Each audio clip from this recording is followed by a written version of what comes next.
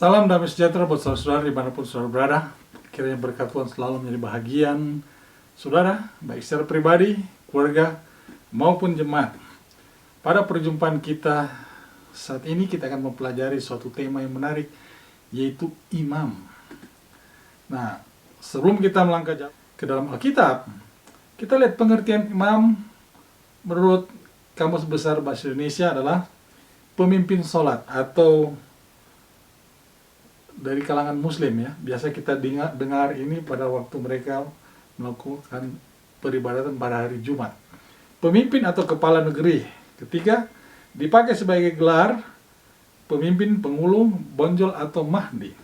4, pemimpin mazhab, yaitu Imam Syafi'i atau Imam Hambali. Ini masih dari kalangan muslim. Dan pemimpin umat atau jemaah seperti Imam Khomeini di Iran, dikatakan demikian. Dan 6, pastor yang mempersembahkan korban misa atau pemimpin upacara di gereja, ini Katolik ya. Dan padre, ini pun Katolik. Jadi dari uraian Kamus Besar Bahasa Indonesia dapat kita gambarkan seorang imam ya. Dia adalah pemimpin. Nah, karena kita belajar Alkitab, apa yang Alkitab jelaskan tentang imam bagi saudara dan saya sebagai umat Kristiani. Nah, tujuan dasar dari imam, seorang imam adalah menjadi pengantara antara orang-orang berdosa dengan Allah. Dikarenakan Allah itu suci, kudus, dan mulia. Tidak sembarangan orang untuk datang mendekat ke hadirat Allah. Nah, kita tahu karena Allah itu diam di antara umatnya di padang belantara, di dalam kemah suci, di atas tutup pendamaian, maka dibutuhkan seorang imam, seorang yang menjabat sebagai imam. Dan karena karakteristik Allah itu kasih, maka Allah berinisiatif untuk menunjuk atau mengangkat imam, seorang imam, untuk melayani atau mengendarai atas nama manusia.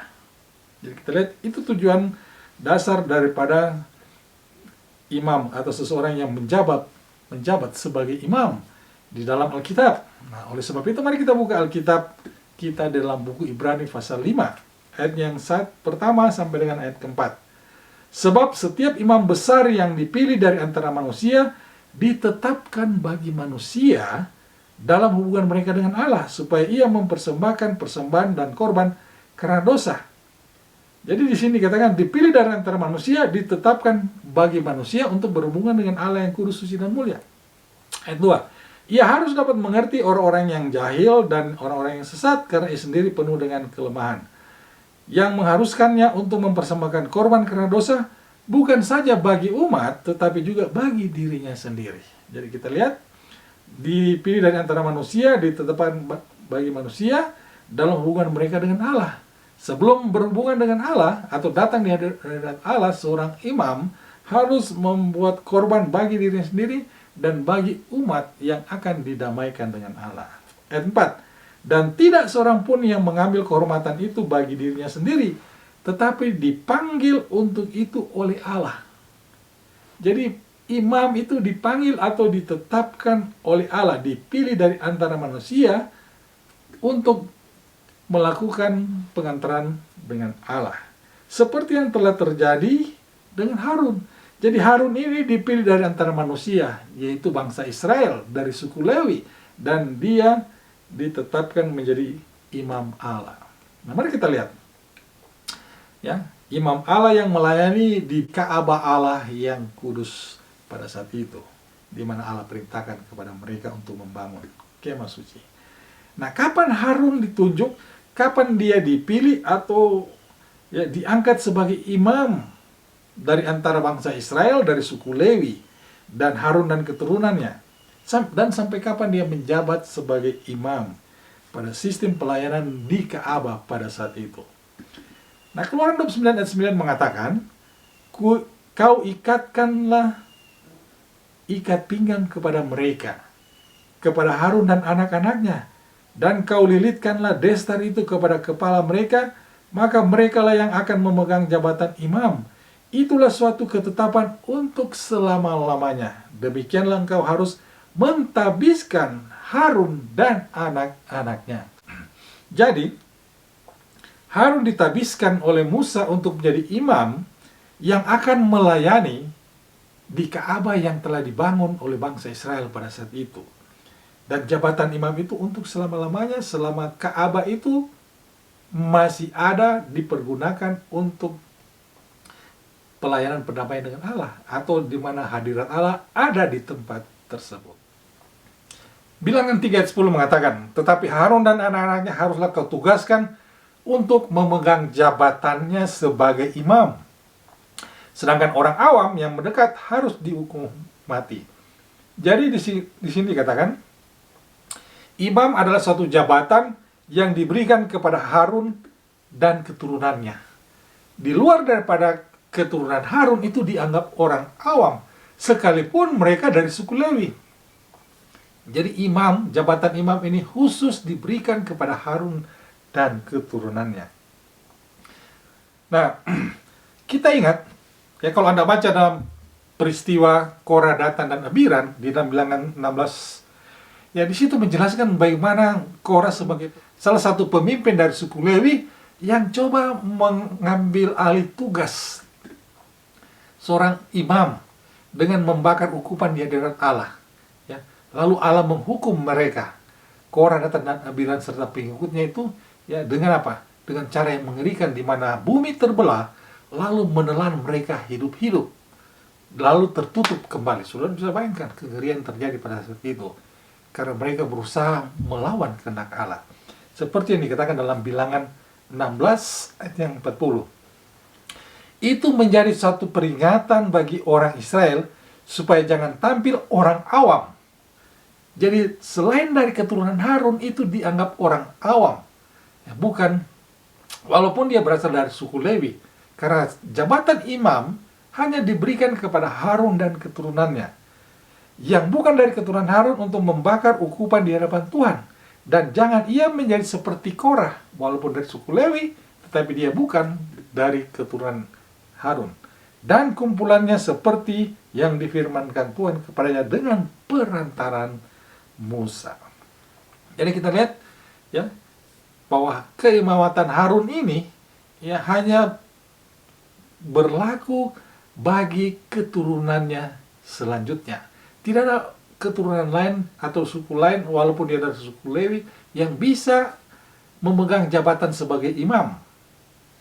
Nah, dikatakan dalam Keluaran 29 itu selama-lamanya. Nah, kita lihat, Alkitab akan menjelaskan selama-lamanya itu maksudnya bagaimana. Dalam Matius 27 ayat 50 sampai 51 mengatakan demikian. Yesus berseru pula dengan suara nyaring lalu menyerahkan nyawanya. Ayat 51, dan lihatlah tabir bait suci terbelah dua dari atas sampai ke bawah, dan terjadilah gempa bumi dan bukit-bukit batu terbelah. Dengan menyatunya bilik suci dan bilik masuci di Ka'bah, di mana tirai pemisah dari bilik tersebut terbelah dua dari atas ke bawah, maka sistem upacara korban pada saat itu berakhir. Di saat yang sama, Yesus mati di kayu salib. Jadi kita lihat Alkitab memberikan satu penjelasan yang sederhana, bahwa sistem korban atau sistem keimamatan itu berakhir di saat tirai pemisah di bilik suci dan bilik masuci itu terbelah dua, sehingga tidak ada lagi bilik suci yang harus dilakukan upacara korban harian oleh imam biasa, dan bilik yang masuci yang harus dilakukan pendamaian oleh imam besar setahun sekali. Sehingga sistem korban upacara pada saat itu berakhir di saat bersamaan dengan kematian Yesus Kristus di kayu salib. Nah, kenapa? Ya, saya katakan itu berakhir karena Alkitab menjelaskan dalam Ibrani 8 ayat 5 bahwa pelayanan keimamatan Harun dan keturunannya itu bagaimana? Ayat 5, Ibrani 8. Pelayanan mereka adalah gambaran dan bayangan dari apa yang ada di surga, sama seperti yang diberitahukan kepada Musa ketika ia hendak mendirikan kemah. Ingatlah, demikianlah firman-Nya, bahwa engkau membuat semuanya itu menurut contoh yang ditunjukkan kepadamu di atas gunung itu. Jadi sistem pelayanan yang dilakukan oleh Harun dan anak-anaknya sampai pada kematian Yesus Kristus itu adalah satu contoh apa yang dilihat oleh Musa pada waktu ditunjukkannya itu kepada dia pada waktu Musa berada di atas gunung Sinai. Allah menunjukkan ya sistem upacara itu dan pelayanan dan keimamatan yang dipraktekkan oleh bangsa Israel sejak mereka berangkat dari Sinai sampai ke tanah perjanjian. Dan berakhirnya sistem pelayanan korban itu di mana bilik maha suci itu telah menyatu dengan terbelah duanya tirai pemisah di Ka'bah tersebut. Karena itu adalah gambaran dan bayangan dari apa yang ada di surga. Nah, kalau demikian, ya, sistem jabatan keimamatan selanjutnya itu siapa yang akan melakukan tugas yang akan mengatasnamakan manusia berdosa untuk melakukan pendamaian dengan Allah yang suci, kudus, dan mulia itu. Kita lihat Ibrani 4 ayat 14 mengatakan demikian. Karena kita sekarang mempunyai imam besar agung yang telah melintasi semua langit, yaitu Yesus, anak Allah. Jadi setelah berakhirnya sistem korban di kemah suci di dunia ini, di mana tandanya tirai pemisah di bait suci terbelah dua di saat bersamaan kematian Yesus di kayu salib, maka kita sekarang mempunyai imam besar yang agung, yaitu Yesus Kristus, anak Allah yang kudus. Ayat 15, sebab imam besar yang kita punya bukanlah imam besar yang tidak dapat turut merasakan kelemahan-kelemahan kita. Sebaliknya sama dengan kita, ia telah dicobai hanya tidak berbuat dosa. Nah, kapan Yesus ditunjuk atau dipilih oleh Allah atau ditabiskan sebagai imam besar agung kita? Walaupun tadi sudah dikatakan bahwa itu hanya bayangan dari apa yang ada di surga. Ya. Dalam buku Ibrani 8 ayat 5 itu gambaran dan bayangan dari apa ada yang di surga. Artinya, secara tidak langsung buku Ibrani mengatakan bahwa keimamatan Yesus itu sudah berasal dari surga, yang dilihat oleh Musa pada waktu dia berada di atas gunung Sinai. Nah, mari kita lihat Ibrani 5 ayat 5. Demikian pula Kristus tidak memuliakan dirinya sendiri dan menjadi imam besar, tetapi dimuliakan oleh Dia. Yesus Kristus dimuliakan oleh Allah Bapa, yang berfirman kepadanya, anakku engkau, engkau telah kupernakan pada hari ini. Ayat 6 selanjutnya, sebagaimana firman-Nya dalam satu nas lain, engkau adalah imam untuk selama-lamanya, menurut peraturan Melkisedek. Nah, kita lihat, setelah sistem keimamatan berakhir pada waktu tirai pemisah di Ka'bah itu terbelah dua dari atas ke bawah, di saat yang bersamaan kematian Yesus di kayu salib, maka sistem keimamatan yang Yesus embani itu dikatakan menurut peraturan Melkisedek. Apa maksudnya ini? Menurut peraturan Melkisedek, yang dimana Ibrani pasal 5 ayat 5 ini, ya, sampai 6 ini mengacu kepada Mazmur 110 ayat 4, di mana dikatakan, Tuhan telah bersumpah dan Ia tidak akan menyesal. Engkau adalah imam untuk selama-lamanya menurut Melkisedek. Menurut Melkisedek lagi, ya. Nah, makin menarik dan membuat saudara saya bertanya-tanya, apa maksudnya ini menurut Melkisedek? Ibrani 5 ayat 10 mengatakan, dan Ia atau Yesus dipanggil menjadi imam besar oleh Allah menurut peraturan Melkisedek. Menurut peraturan Melkisedek. Nah, mari kita lihat, siapa ini Melkisedek ini yang terdapat di dalam buku Kejadian pada saat Abraham, ya, menyelamatkan Lot dari apa? Dari tawanan beberapa raja. Mari kita lihat Ibrani 7 ayat 1 sampai dengan 3. Sebab Melkisedek adalah Raja Salem dan Imam Allah yang Maha Tinggi. Ia pergi menyongsong Abraham ketika Abraham kembali dari mengalahkan raja-raja dan memberkati dia. Kepadanya pun Abraham memberi 1/10 dari semuanya. Menurut arti namanya, Melkisedek adalah pertama-tama Raja Kebenaran dan juga Raja Salem, yaitu Raja Damai Sejahtera. Jadi kita lihat Melkisedek ini memiliki makna spiritual namanya, ya. Raja kebenaran, Raja Salam, dan Raja Damai. Tipikal daripada Yesus Kristus. Mari kita lihat, Alkitab akan menjelaskan. Ayat 3. Ia tidak berbapa, tidak beribu, tidak bersilsilah, harinya tidak berawal dan hidupnya tidak berkesudahan.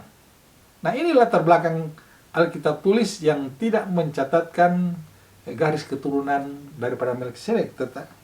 Ya. Jadi tidak berbapa, tidak beribu, tidak bersilsilah, harinya tidak berawal dan hidupnya tidak berkesudahan. Apa maksudnya ini? Dan Alkitab akan memberikan jawabannya buat saudara dan saya. Berdasarkan ini, Yesus diteguhkan sebagai imam agung kita.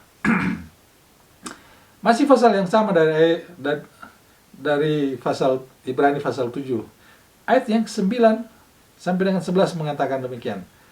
Maka dapatlah dikatakan bahwa dengan perantaran Abraham dipungut juga persepuluhan dari Lewi yang berhak menerima persepuluhan.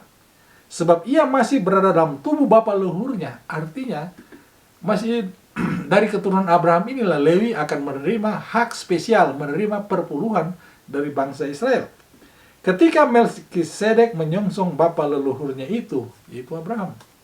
Karena itu, andai kata oleh imamat Lewi telah tercapai kesempurnaan, jadi kalau sistem keimamatan Harun itu telah sempurna, ya, karena imamat itu umat Israel telah menerima Taurat, apakah sebabnya masih perlu seseorang lain ditetapkan menjadi imam besar menurut peraturan Melkisedek yang tentang dia tidak dikatakan menurut peraturan Harun?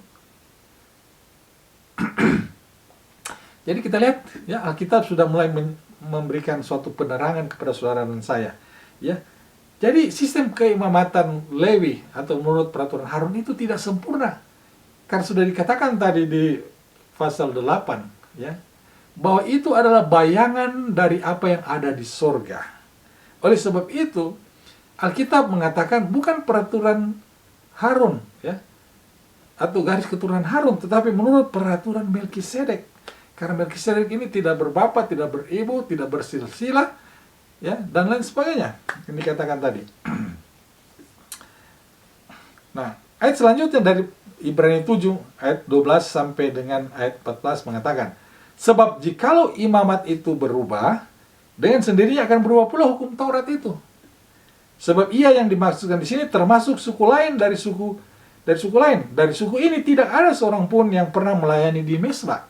Sebab telah diketahui semua orang bahwa Tuhan kita berasal dari suku Yehuda, dan mengenai suku itu Musa tidak pernah mengatakan sesuatu apapun tentang imam-imam. Jadi dikatakan sini, kalau Yesus itu mengambil alih atau melanjutkan sistem keimamatan Harun, maka terjadi perubahan. Karena Yesus bukan berasal dari keturunan Harun, tetapi dari keturunan Yehuda. Oleh sebab itu, firman Tuhan menjelaskan, dia berdasarkan peraturan Melkisedek.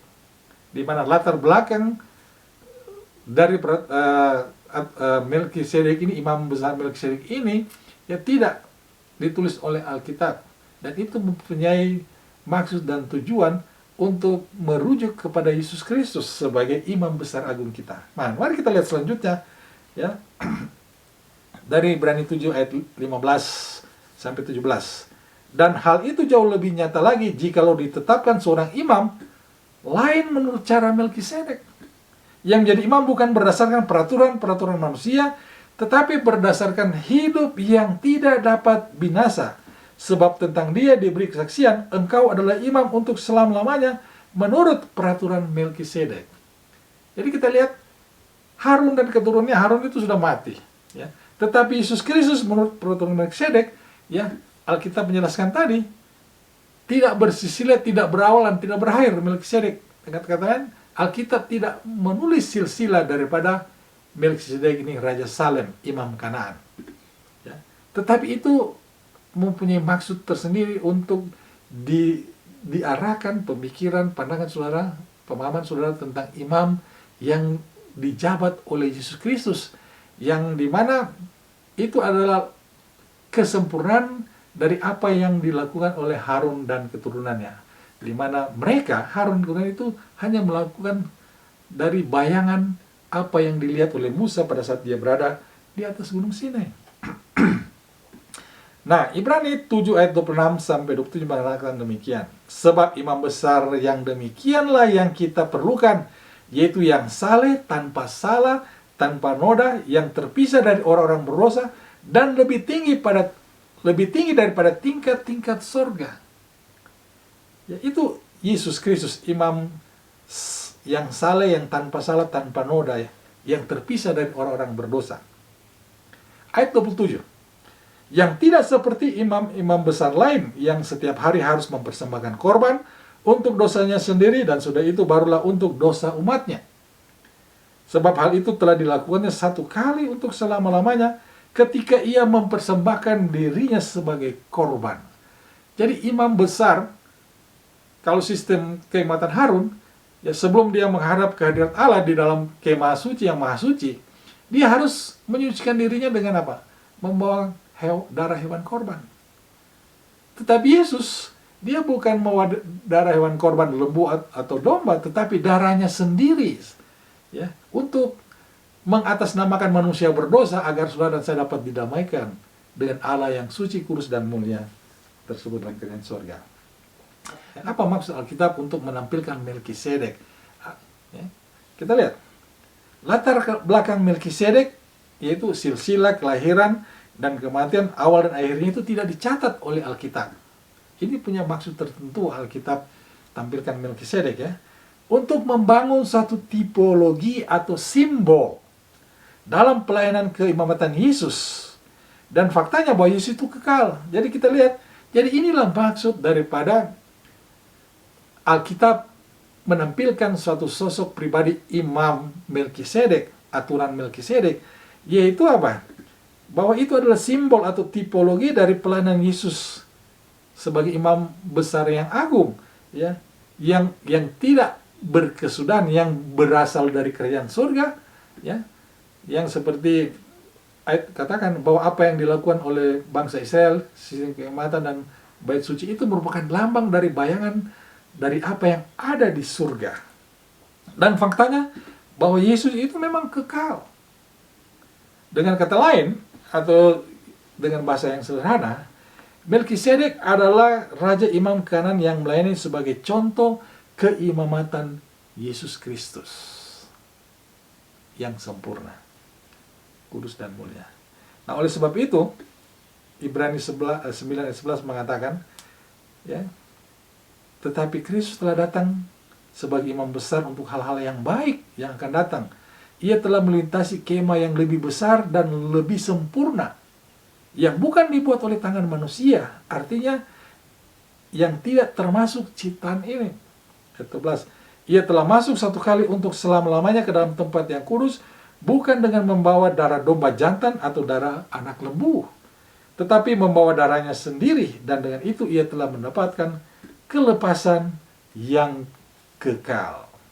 Nah, dari ayat-ayat ini, ya, mungkin saudara yang berada di rumah sudah bisa mendapatkan gambaran, ya, imam yang dalam sudut pandang Alkitab, ya, antara dan imam yang Allah tunjuk berdasarkan apa yang terjadi dalam sistem pelayanan orang Israel dengan apa yang Alkitab jelaskan tentang imam pada saat sistem pelayanan keimamatan orang Israel berakhir di saat kematian Yesus Kristus di kayu salib.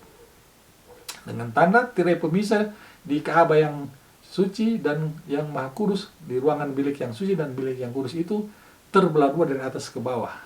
Sehingga sistem korban, pelayanan atau jabatan keimamatan itu dengan sendirinya berakhir. Apa kesimpulan yang bisa kita dapatkan atau Anda bisa peroleh dari pelajaran ini yang bisa membantu menguatkan iman percaya saudara dan saya? Saya akan memberikan beberapa kesimpulan rangkuman singkat, dan mungkin saudara di rumah juga dapat melakukannya. Pertama, Allah memilih imam dari antara manusia pada bangsa Israel dari suku Lewi, dan khususnya Harun dan keturunannya. Ya, jadi di luar daripada keturunan Harun itu dianggap orang awam walaupun dia berasal dari suku Lewi.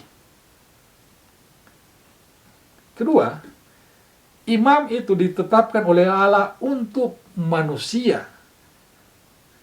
Jadi Allah yang menentukan imam, bukan manusia, bukan seorang pemimpin atau dan lain sebagainya. Tetapi Allah yang menentukan imam yang akan mengantarai dan atas nama manusia untuk datang di hadapan hadirat Allah. Karena imam itulah yang melakukan pengantaran pendamaian antara manusia berdosa dengan Allah yang suci, kudus, dan mulia. Dan selanjutnya, tugas keimamatan Harun berakhir pada saat tirai pemisah antara bilik suci dan maha suci di Ka'bah terbelah dua dari atas ke bawah. Jadi kita bisa baca dalam Matius 27 ayat 50-51 atau Markus 15 ayat 37 sampai 38. Kemudian Allah menetapkan Yesus sebagai imam bukan berdasarkan peraturan atau garis keturunan Harun, akan tetapi berdasarkan aturan atau peraturan Melkisedek, sehingga tidak mengubah peraturan keimamatan Harun. Dan kita sudah lihat tadi, saya sudah membaca penjelasan tentang Melkisedek, itu tipologi bahwa tidak bersila, tidak berawal dan tidak berakhir, ya, sebagaimana Musa membangun Ka'bah merupakan bayangan simbol dari apa yang ada di surga. Jadi itu kira-kira sudah ya sesuai dengan rencana Allah, ya. Maka Melkisedek ini merepresentasikan sistem keimamatan Yesus yang dari awalnya kita tahu sudah berada di surga dan selama-lamanya. Ya, sistem keimamatan Yesus Kristus. Hanya satu imam atau satu sistem keimamatan yang ada sekarang. Tidak ada yang lain selain Yesus Kristus sebagai imam besar agung kita yang melakukan pendamaian di hadapan Allah. Jadi jabatan keimamatan atau imam besar agung kita itu hanya Yesus miliki sekarang, tidak ada yang lain. Di dunia ini apapun agama mereka, apapun yang mereka sebutkan sebagai pemimpin agama mereka, ya, mereka itu bukan imam menurut Alkitab. Karena imam menurut Alkitab adalah imam yang ditunjuk oleh Allah dan mewakili manusia yang berdosa di hadapan hadirat Allah yang suci, kudus, dan mulia itu. Dan Yesuslah yang menjadi imam besar agung kita, yang memiliki jabatan imam besar agung kita, yang berada dalam kerajaan surga untuk kepentingan saudara dan saya, mengantarai atau mendamaikan dengan membawa darahnya sendiri sebagai darah pendamaian bagi umat manusia yang mau menerima dia sebagai imam besar agung saudara dan saya. Kiranya firman Tuhan yang singkat dan sederhana ini bisa menguatkan iman percaya saudara dan saya, sehingga tetap setia hingga kedatangannya kedua kali. Terima kasih, Tuhan memberkati. Amin.